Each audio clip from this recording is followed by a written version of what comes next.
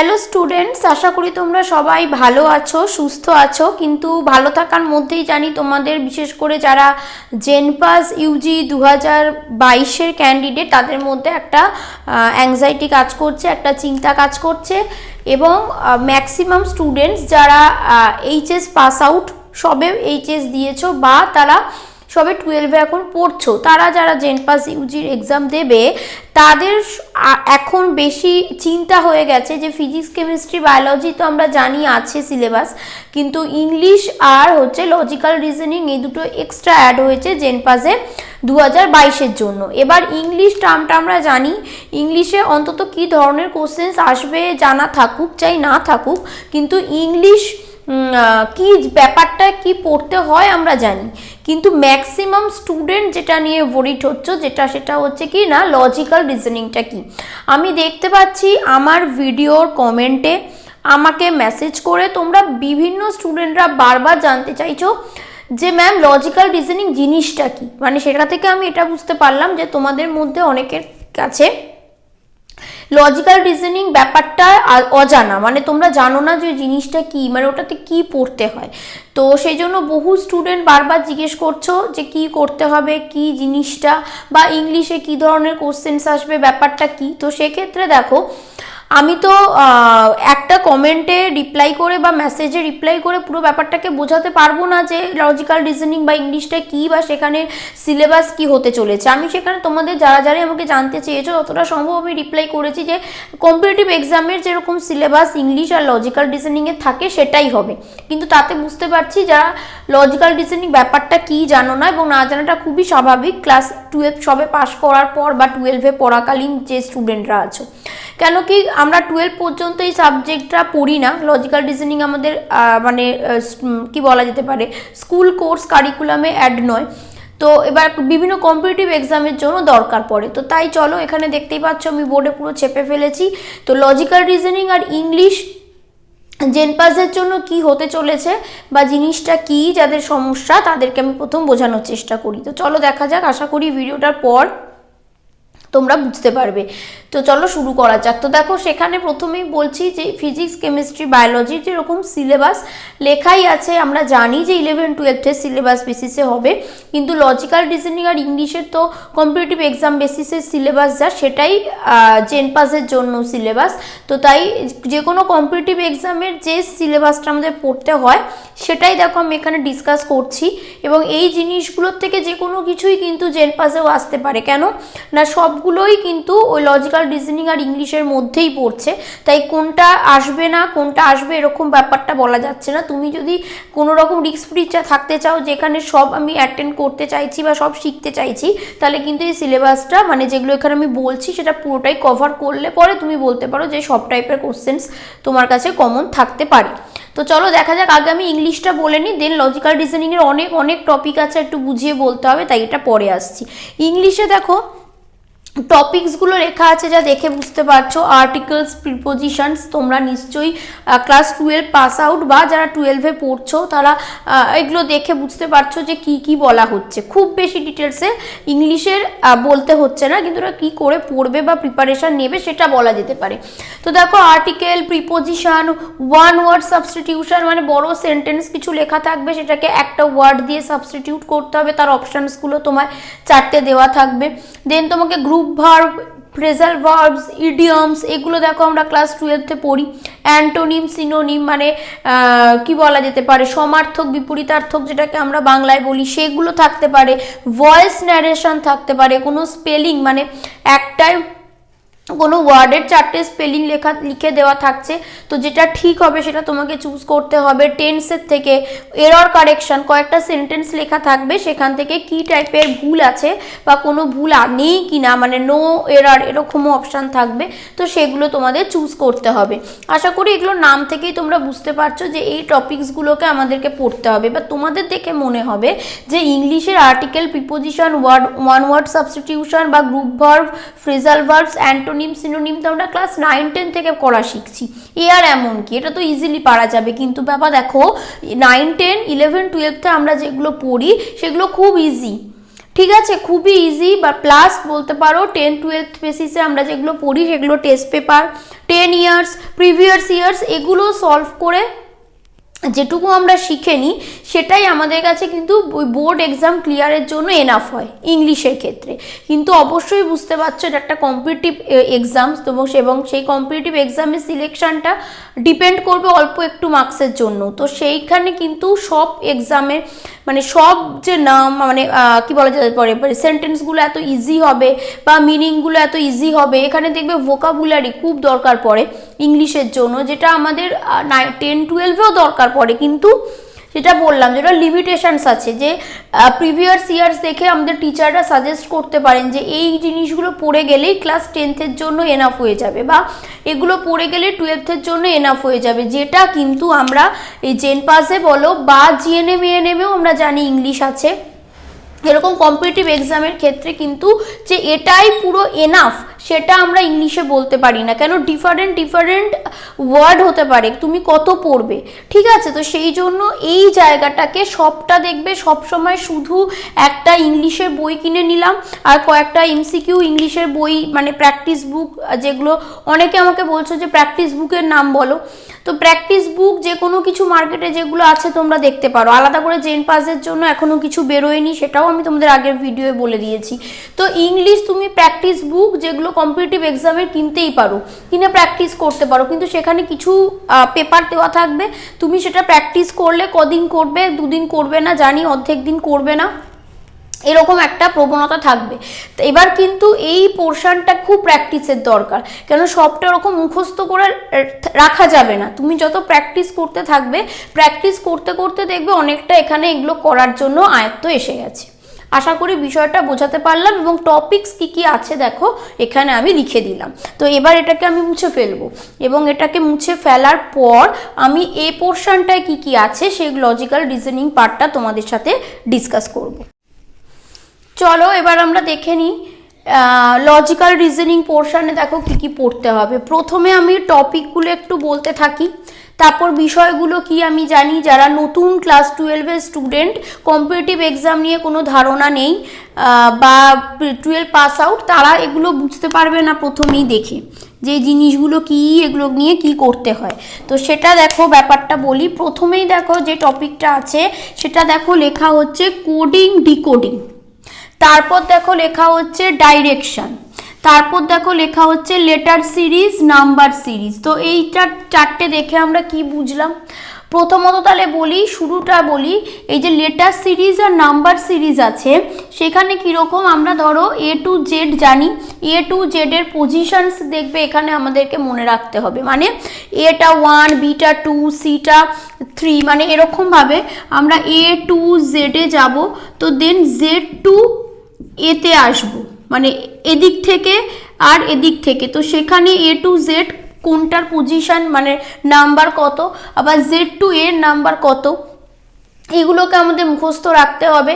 সেখান থেকে তার উপরে বেস করে দেখবে ডিফারেন্ট লেটার সিরিজের কোশ্চেন্স থাকে, মানে তোমাকে ধরো কোনো একটা ওয়ার্ড বানিয়ে দিয়েছে, তো সেই ওয়ার্ডটাতে কিভাবে ওই লেটারগুলোর সিরিজে মানে কয়েকটা লেটার আমি যদি ABCDও লিখে দিই, তো তাহলে যদি ABCDও লিখে দিই তার মানেটা কি না, আমি পরপর চারটে লেটারকে লিখলাম।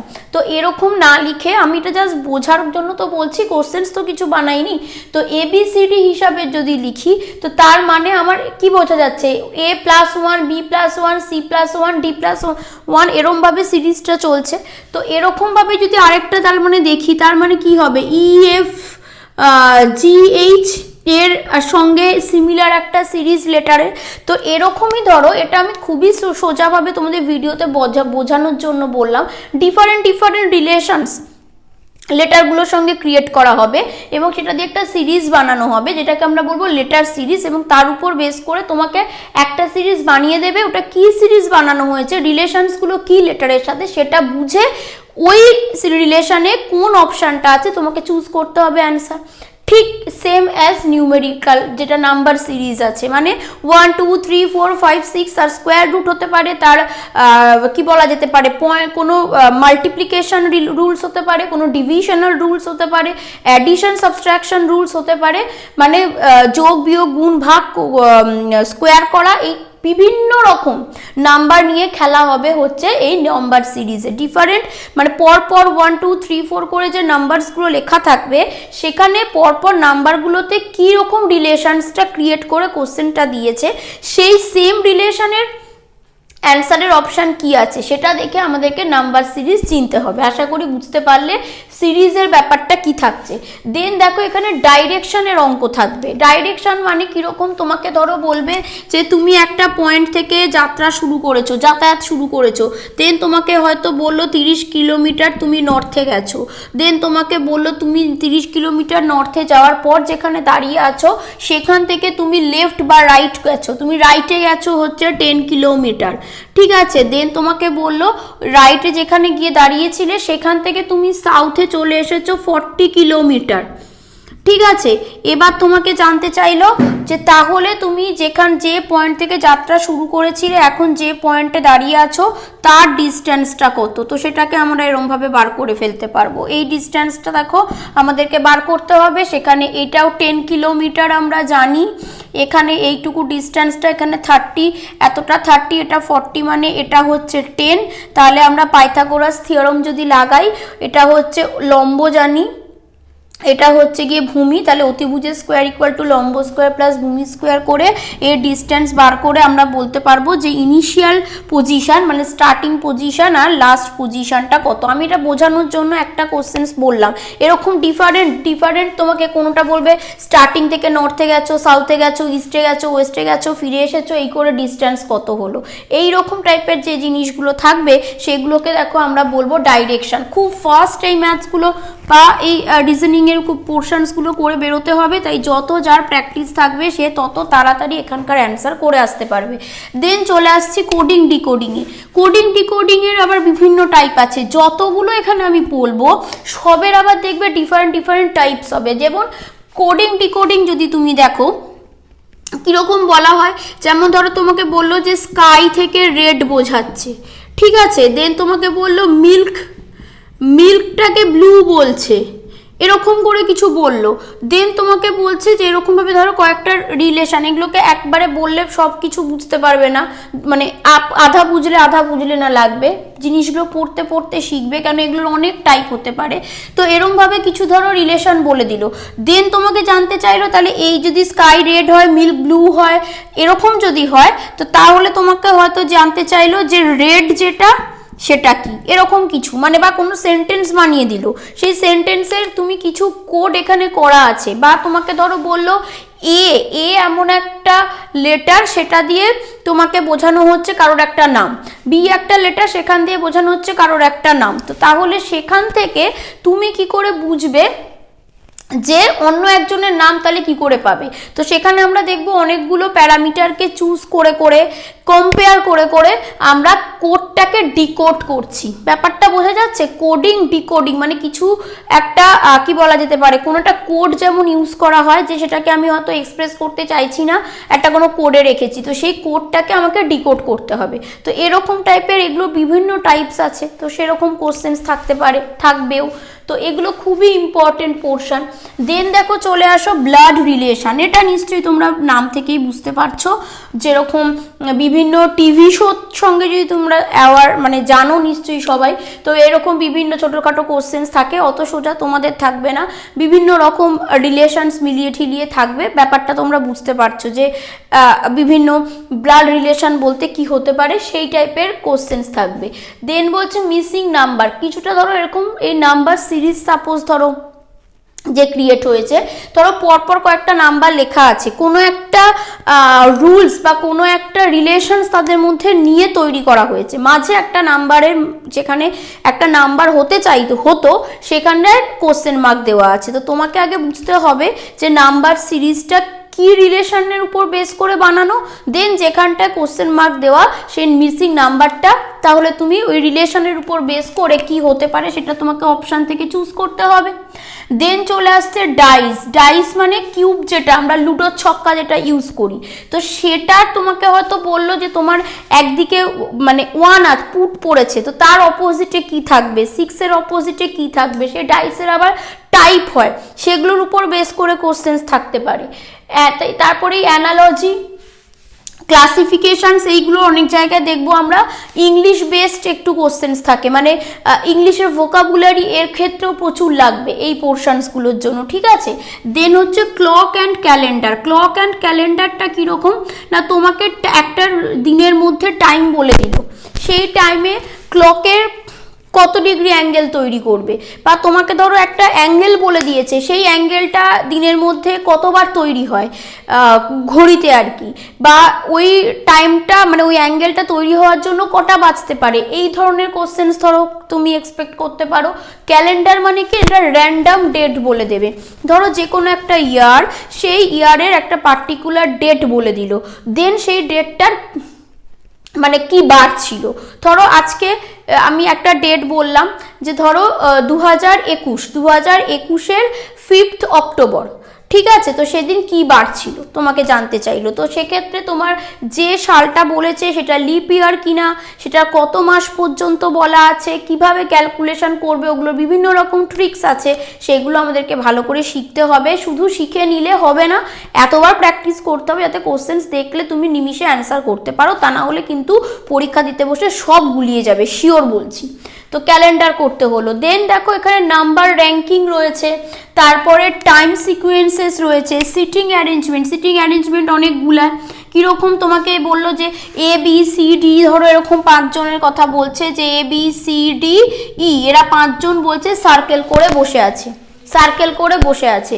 এবার বললো কি যে B এর লেফট সাইডে আছে, C এর রাইট সাইডে আছে, এবার সবাই সবার দিকে ফেস করে বসে আছে, এরকম করে বলে দিল, দিয়ে এবার বললো তাহলে সিকোয়েন্সটা কি, এটা যে আমি লিখেছি এরকম সিকোয়েন্স নয়, এবার তোমাকে বলে দিল কি সবাই সবার মুখোমুখি গোল করে বসে আছে, বা বললো একটা লাইনে সবাই একদিকে মুখ করে বসে আছে, বা একটা লাইনে সবাই নর্থের দিকে মুখ করে বসে আছে, বা সাউথের দিকে মুখ করে বসে আছে, একজন আরেকজনের ডান দিকে, একজন আরেকজনের আগে, একজন আরেকজনের পিছনে, এরমভাবে রয়েছে, সেগুলো বলে দিল, দিয়ে বললো এবার তাহলে সিকোয়েন্সটা কে কার পাশে আছে, কে কার লেফটে আছে, কে কার রাইটে আছে, এগুলোর থেকে দেখবে এমন হয় যে এই মানে সিটিং অ্যারেঞ্জমেন্টের গুলো কিরম হয়, তুমি সলভ যদি করে ফেলতে পারো পুরো ওদের সিকোয়েন্সটা, তাহলে ওর বেসিসে 3-4টে তারপর কোশ্চেন্স থাকে, মানে আমি যেই সিকোয়েন্সটা পেয়ে গেলাম ওই সিকোয়েন্সের উপর বেস করে 1 2 3 4 করে মানে ওই একটা সলভিংয়ে আমরা 3-4টে অ্যান্সার করতে পারি, এরকম টাইপের কোশ্চেন্সও কিন্তু থাকে। ব্যাপারটা আশা করি বোঝাতে পারছি। দেন দেখো এখানে চলে আসছে পাজল টেস্ট। কিছু পাজলড করা থাকবে, যে সেগুলোকে কোনো একটা রিলেশন পাবো সেটার উপর বেস করে সিকোয়েন্সিয়ালি অ্যারেঞ্জ করতে হতে পারে। ভেন ডায়াগ্রামে ডিফারেন্ট পিকচারাইজড, মানে ধরো কোনো একটা স্ট্রাকচার বানিয়ে দিল, তার মধ্যে কোনো নাম্বারস আছে, তো সেই রিলেশনটা কি সেটার উপর বেস করে অ্যান্সারের কোন রিলেশনটা ঠিক হবে সেরকম টাইপের হবে। সিলোলজি দেখো এখানে থাকছে। অ্যালফাবেট টেস্টটা কিছুটা এরকম মতন বলতে পারো। দেন ম্যাথামেটিক্যাল ডিফারেন্ট প্রবলেমের মধ্যে যে নাম্বার সিরিজ বলো বা প্রবাবিলিটি রিলেটেড যে ম্যাথসগুলো থাকে সেই রকম, সেট থিওরি, ঠিক আছে, পারমুটেশন কম্বিনেশন, ডেটা সাফিসিয়েন্সি, এই টাইপের জিনিসগুলো যেগুলো একটু ম্যাথস ওরিয়েন্টেড, সেই টাইপের পোর্শনসগুলো সবই চলে আসবে লজিক্যাল রিজনিংয়ের মধ্যে। তারপর যদি আমরা দেখি পেপার কাটিং, মানে তোমাকে কিরকম বললো যে তুমি একটা পেপারকে ফোল্ড করেছো, ফোল্ড করার পরে সেটাকে আবার ওপেন করছো, কোনো একটা জায়গায় কাট করে দিয়েছো, তারপর সেটাকে খোলার পরে কিরম দেখতে হচ্ছে, এই ধরনের বিভিন্ন রকমের কোশ্চেন্স থাকবে পেপার কাটিংয়ে।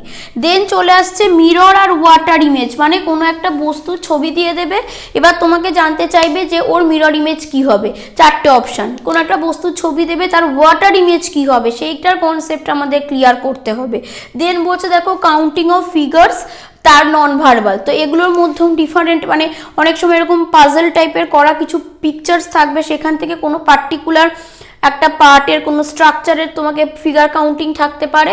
আর লাস্টে দেখো স্টেটমেন্ট আর্গুমেন্টসের questions. Statement assumptions basis questions থাকতে পারে, কোনো একটা স্টেটমেন্ট পড়ে আমাকে কোনো একটা কনক্লুশনে রিচ করতে হবে এরকম কোশ্চেন্স থাকতে পারে, প্লাস স্টেটমেন্টের সঙ্গে কোর্স অফ অ্যাকশনস মানে ওটা করার পরে আমি কি করতে পারি যাতে ওই যে স্টেটমেন্টে যেটা দেওয়া হয়েছিল সেটাকে ঠিক করা যেতে পারে, এরকম টাইপের কিছু কোশ্চেন্সও কিন্তু আমরা এক্সপেক্ট করতে পারি। এবার একটা ভিডিওতে সবটার তো কি কি পড়তে হবে আমরা ডিসাইড করতে পারছি না, বা আমি সবটা তোমাকে বলে উঠতে পারছি না। এবার বিষয়টা কি সেটা আমি তোমাদের বলতে পারি, কেন তোমাদের মধ্যে অনেকের অনেক কনফিউশন ছিল যে লজিক্যাল রিজনিং আর ইংলিশের থেকেও ম্যাক্সিমাম ডাউট তোমাদের লজিক্যাল রিজনিং জিনিসটা কি তোমরা সেটাই কেউ বুঝতে পারছো না, এটা স্বাভাবিক। এবং সেক্ষেত্রে ইংলিশের দেখো টপিকসগুলো বললাম এবং বারবার বললাম এগুলো প্র্যাকটিস ওরিয়েন্টেড বিষয়, সে ইংলিশই হোক আর লজিক্যাল রিজনিংই হোক, শুধু সেটা নয় ফিজিক্স কেমিস্ট্রি বায়োলজিও তাই, বাট সেটা জিনিসটা কি তোমরা জানো এগুলো সম্পর্কে ধারণা নেই, তাই তোমাদের এটা নিয়ে টেনশন আসছে বেশি। তো সেই বিষয়টা দেখো আমি বলে দিলাম যে এখানে সব টপিকসগুলো দেখো আমি বললাম যে একটা মিনিমাম আইডিয়া যে জিনিসটা কি হতে পারে, নামগুলো বলে দিয়েছি সব টপিকসের, এই এখানে যা যা লেখা আছে এগুলোর ভেতর থেকেই কোশ্চেন্স মানে ডিফারেন্ট টাইপের কোশ্চেন্স আসবে, এবং এখানে যা যা টপিক লেখা সেগুলোর মধ্যে আবার ডিফারেন্ট টাইপস আছে। এই ধরো একটা ডিরেকশন, একটা কোডিং ডিকোডিং, ধরো ব্লাড রিলেশন, ধরো মিসিং নাম্বার, এগুলোরও আবার ডিফারেন্ট টাইপস আছে এবং যেটা খুশি তোমাদের দিতে পারে, ঠিক আছে? এটা ভয় পাওয়ার জন্য নয়, ভিডিওটা দেখে ভেবো না যে তাহলে এত কিছু যখন তো হবে না ছেড়ে দিই, এটা কিন্তু এবছরের জন্য 2022-এর র্যাঙ্ক তৈরি করার জন্য কিন্তু অনেকটা খেলা এই পোর্শনটা খেলবে, এটা বলে রাখছি। ফিজিক্স কেমিস্ট্রি বায়োলজিতে ঠিক যতটা অ্যামাউন্টের এফোর্ট তোমাদের দিতে হবে, লজিক্যাল রিজনিং আর ইংলিশ যে আরও ভালো পারবে, কেন তোমরা ভেবে দেখো সবাই ক্লাস 12-এর স্টুডেন্ট, সবাই 12 pass out student, physics chemistry biology grip যত যে ভালো করবে, যার যত ভালো সে তো পারবেই, কিন্তু এখানে অনেক স্টুডেন্ট হয়তো পারবে না, তাই যে পারবে সে অবশ্যই অনেকটা অন্যদের থেকে এগিয়ে থাকবে, এটুকু আমি বলতে পারি। এবং সব ক্ষেত্রে আবার টাইপস আছে, এবং এই প্রত্যেকটা সবগুলো তুমি একবার শিখে নিলে পরীক্ষায় পারবে না। রেগুলার যদি প্র্যাকটিস না করো, একে তো এগুলো নতুন শিখবে, তাই রেগুলার যদি প্র্যাকটিস না করো তাহলে পরীক্ষায় শিওর পারবে না, ঠিক আছে? ব্যাপারটা বোঝাতে পেরেছি, জিনিসগুলো কি আশা করি পার্ট মানে টপিকসগুলো কি কি এবং কোনটার মিনিং মানে কি জিনিসটা, সেটা আশা করি তোমাদের কাছে ক্লিয়ার হয়েছে, ব্যাপারটা বুঝতে পেরেছো। এবার আসছে কি করে প্র্যাকটিস করবে, প্র্যাকটিস বুক কি? প্র্যাকটিস বুক এর আগের ভিডিওতেও আমি বলেছি জেনপাস ইউজির যে নিউ প্যাটার্ন এসেছে, সেই নিউ প্যাটার্নের কোনো মডেল পেপার কিন্তু এখনো পর্যন্ত আমরা মার্কেটে পাবলিশার্সরা পাবলিশড করেনি, কারণ এই জাস্ট নিউ এই রুলটা এলো। তো তোমরা যদি কোনো বই কিনে প্র্যাকটিস করতে চাও সেক্ষেত্রে এগুলোর যে কম্পিটিটিভ এক্সামের বইগুলো আছে সেগুলো কিনে প্র্যাকটিস করতে পারো, কিন্তু সেখান থেকে প্র্যাকটিস করবে তার আগে খুব ভালো করে জিনিসগুলোকে শিখতে হবে। যদি কেউ না শেখায় বা তুমি না শেখো তো তোলে করতে পারবে কি করে? এই নয় ইংলিশগুলো যা তোমরা জানো তাই দিয়েই কাজ চলে যাবে, আর এগুলোকে যত সোজা মনে করছো তার এক ফোঁটাও সোজা নয়, ঠিক আছে? খুব ভালো করে না প্র্যাকটিস করলে, আর ছোট ছোট ট্রিক্স কি করে কিভাবে শিখবো, কি করে কোনো অপশান অমিট করব বা কোনটাকে সিলেক্ট করব কোনটাকে করব না, তার ট্রিক্স না শিখলে পরে কম সময়ে কোনো দিন অ্যান্সার করে আসতে পারবে না। আশা করি ব্যাপারটা বোঝাতে পেরেছি। আর যদি কারোর মনে হয় এই কোর্সে জয়েন করতে চাও তাহলে আমার দেখো জেনপাস ইউজির জন্য আমি নিজে বায়োলজি ক্লাস করাই, আর ফিজিক্স কেমিস্ট্রির জন্য ডিফারেন্ট টিচার ক্লাস করান, ইভেন লজিক্যাল রিজনিং আর ইংলিশের জন্য কিন্তু আমি ক্লাস প্রোভাইড করছি। লজিক্যাল রিজনিং এবং ইংলিশেরও টিচার আছেন, সে টিচার কিন্তু ডিফারেন্টলি লজিক্যাল রিজনিং এবং ইংলিশ বেস্ট ক্লাস করান। তো তোমাদের যদি মনে হয় তোমাদের হেল্পের দরকার, কোনো কোর্সের দরকার, তোমরা ফিজিক্স কেমিস্ট্রি বায়োলজির জন্য জয়েন করতে পারো। অনেক স্টুডেন্টকে দেখছি তারা ফিজিক্স কেমিস্ট্রি বায়োলজির জন্য জয়েন করছো, ইংলিশ আর লজিক্যাল রিজনিংয়ের জন্য জয়েন করছো না, কেন বুঝতে পারছি না। এক তো তোমরা এটা জানোই না, তারপর যেটা জানো না সেটাকে আমার মনে হয় আরও বেশি করে প্র্যাকটিস করে নেওয়া দরকার, তবু এই পোর্শনটাকে নেগলেক্ট করছো, শেষে গিয়ে খুবই পস্তাবে। এবং আবার কেউ কেউ দেখছি ইংলিশ লজিক্যাল রিজনিংয়ে জয়েন করছো, ভাবছো যেটা জানি না তাই করে নি, কিন্তু ফিজিক্স কেমিস্ট্রি বায়োলজির বোর্ডের পরীক্ষা বা বোর্ডের প্রিপারেশান বা তোমাদের বেস কতটা সেটা তোমরা নিজেরা একটু বুঝে নিও, খুব ভালো হলে ঠিক আছে, কিন্তু এরম যেন না হয়ে যায় যে ইংলিশ মানে ফিজিক্স কেমিস্ট্রি বায়োলজি খুব ভালো আমার রেডি, আমি খুব ভালো জানি, এটা ভেবে নেগলেক্ট করতে করতে ওদিকে মেন যে গ্রিপটা সেটা যেন না সরে যায় তোমাদের কাছ থেকে, তো সেটা মাথায় রেখো। এখন যা জেনপাস ইউজির প্যাটার্ন হয়ে গেছে সেখানে ফিজিক্স, কেমিস্ট্রি, বায়োলজি, ইংলিশ এবং লজিক্যাল রিজনিং কম্প্যাক্টলি যে ভালো এফোর্ট দিয়ে পড়তে পারবে সে র্যাঙ্ক করবে, পরিষ্কার হিসাব। কারণ কম বেশি ব্যাপার নেই যে এটা খুব বেশি দরকার, এটা খুব কম দরকার। এই 5টা পোর্শনই খুবই ইম্পর্টেন্ট, তাই সেই 5টা পোর্শনেই তোমাদের জোর দিতে হবে এবং রেডি করতে হবে, তো তাহলেই তোমরা কিন্তু সাকসেস পাবে। তো যদি কারোর কোর্সের দরকার পড়ে, জয়েন করতে চাও, বারবার অনেকে জিজ্ঞেস করছো কোর্স কি স্টার্ট হয়ে গেছে? হ্যাঁ বাবা, কোর্স স্টার্ট হয়ে গেছে।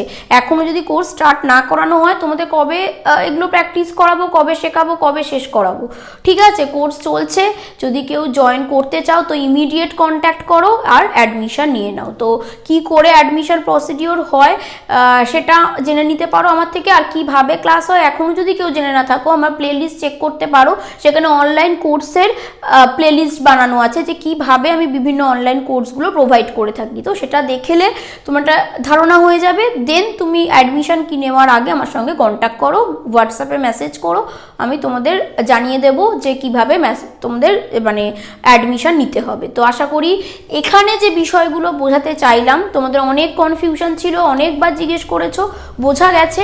তাও যদি আর কিছু কনফিউশন থাকে তোমরা কমেন্টে জানিও, আমি চেষ্টা করব সেটা ক্লিয়ার করে দেওয়ার। তো সবাই ভালো করে প্রিপারেশন নাও। Thank you.